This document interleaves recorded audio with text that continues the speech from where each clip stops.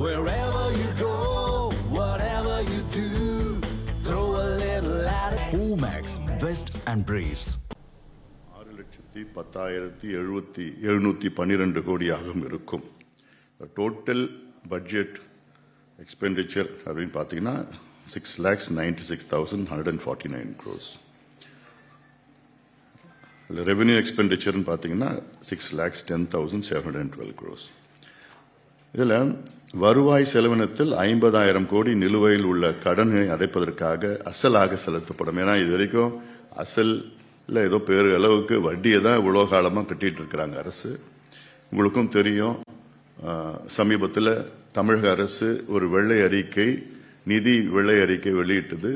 அந்த வெள்ளை அறிக்கையில் தமிழ்நாட்டு அரசினுடைய நேரடி கடன் கிட்டத்தட்ட 10 லட்சம் கோடி.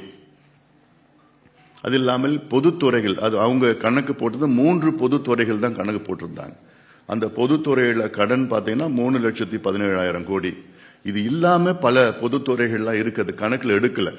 அந்த பொதுத்துறைகள் எல்லாமே சேர்த்து அவங்க கணக்கு கடன் பார்த்தீங்கன்னா 15 லட்சம் கோடி கடன் தமிழ்நாட்டில் இன்னைக்கு இருக்கு. இதுல கிட்டத்தட்ட வட்டி மட்டும் அதுல 62,000 கோடி கட்டிட்டு இருக்கிறாங்க. அசல் வேற, வட்டின்னு மட்டும் நான் சொல்லிட்டு இருக்கிறேன். இப்படி மோசமான ஒரு சூழல் இருக்கு. அதுல முக்கியமா கடந்த 5 ஆண்டு காலம் செலவு தான் ரொம்ப மோசமான. அதாவது செலவு கடன் வாங்குங்க, ஆனா வாங்கி அதுல மூலதன செலவு பண்ணணும், கேபிட்டல் எக்ஸ்பெண்டிச்சர் பண்ணணும். அதான பிரச்சனை. இதுல 10 ஆண்டுகளில் தமிழக அரசின் தற்போதைய கடன் சுமை கட்டுக்குள் கொண்டு வரப்படும். வளர்ச்சி திட்டங்களுக்கான புதிதாக வாங்கப்படும் கடன் குறைந்த அளவிலே இருக்கும். 2026-27 ஆண்டில் தமிழக அரசின் வருவாய் கணக்கில் 61,179 கோடியாக உபரியாக இருக்கும். அதனால டெபிசிட் இருக்காது, இன்னும் அதிகமாக இருக்கும். நிதி பற்றாக்குறை 24,258 கோடி என்ற அளவில் குறைவாக இருக்கும். வருவாய் கணக்கில் உபரியாக இருக்கும் தொகை மூலதன செலவுக்காக செலவிடப்படும் என்பதற்கு நிதி பற்றாக்குறை பெருமளவில் குறைந்திருக்கிறது. ஏன்னா எல்லாமே கேபிட்டல் எக்ஸ்பெண்டிச்சர். இப்போ இதுல 2 கம்பேரிசன் நான் பண்ணணும். கடந்த திமுக ஆட்சியில் எப்படி, இன்னைக்கு எங்க பட்ஜெட்ல எப்படின்னு ஒரு கம்பேரிசன். திமுக அரசு தாக்கல் செய்த 2025-26 ஆண்டுக்கான நிதிநிலை அறிக்கையில் சொந்த வரி வருவாய் வரவுகள், ஸ்டேட்ஸ் ஓன் டாக்ஸ் ரெவென்யூன்னு சொல்றது, அதுல 2,20,895 கோடியாக இருக்கும் என்று மதிப்பிட்டிருந்த நிலையில் அதுல கிட்டத்தட்ட 13% குறைவாக 1,92,493 கோடி மட்டுமே வரி வருவாய் ஈட்டப்பட்டுள்ளது என்று தலைமை கணக்காளர் அலுவலகம் தெரிவித்திருக்கிறது.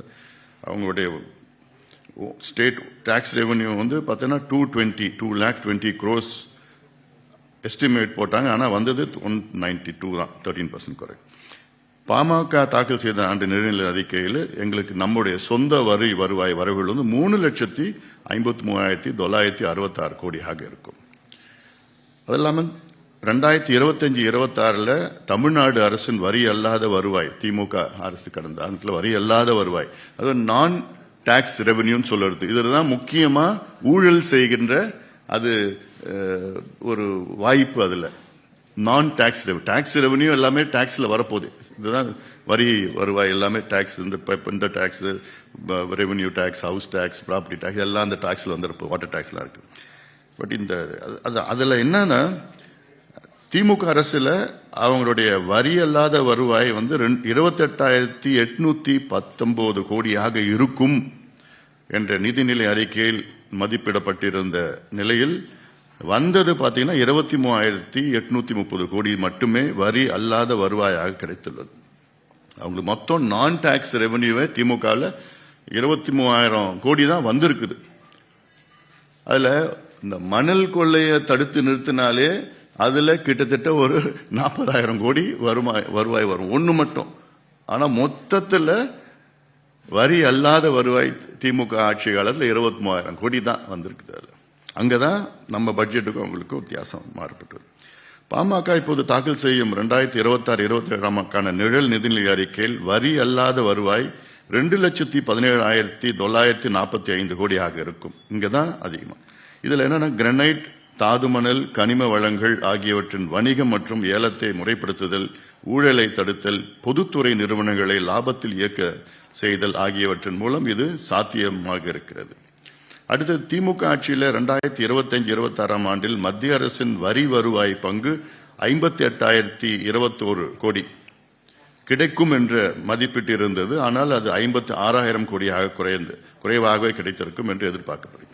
அதேபோல் மத்திய அரசின் மானிய உதவி 23,834 கோடியாக இருக்கும் என்று மதிப்பிட்டது. ஆனால் அது 18,000 கோடி மட்டுமே தான் கிடைத்துள்ளது மத்திய அரசிடம்.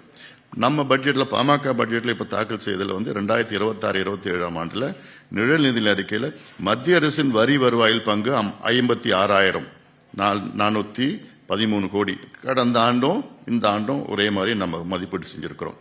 ஆனால் அதுல மானிய உதவிகள் 43,617 கோடியாக இருக்கும். ஜிஎஸ்டி வரி விதிகள் குறைக்கப்பட்டிருப்பதால் வரி வருவாயில் பங்கு சற்று குறையும்.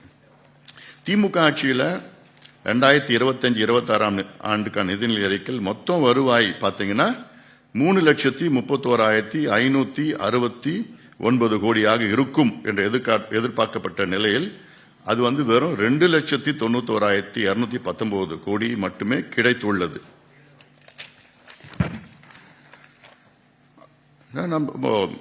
நம்ம பாமகவுடைய நிழல் நிதி அறிக்கையில் மொத்தம் வருவாய் வரவுகள் ரெவென்யூ ரிசீப்ஸ் பார்த்தீங்கன்னா 6,71,891 கோடியாக இருக்கும். வரி அல்லாத வருவாய் கணிசமாக அதிகரிக்கப்பட்டதால் தான் இது சாத்தியமாகியுள்ளது. திமுக ஆட்சியில் 2025-26 ஆண்டில் வருவாய் பற்றாக்குறை டெபிசிட் 41,635 கோடியாக இருக்கும் என்று மதிப்பிட்டிருந்த நிலையில் அதைவிட கிட்டத்தட்ட 2 மடங்கு அதிகமாக 78,000 கோடி அளவுக்கு வருவாய் பற்றாக்குறை அதிகரிக்கக்கூடும். பாமக நிழல் அறிக்கையில் வருவாய் பற்றாக்குறை இருக்காது, மாறாக 61,179 கோடி வருவாய் உபரி இருக்கும்.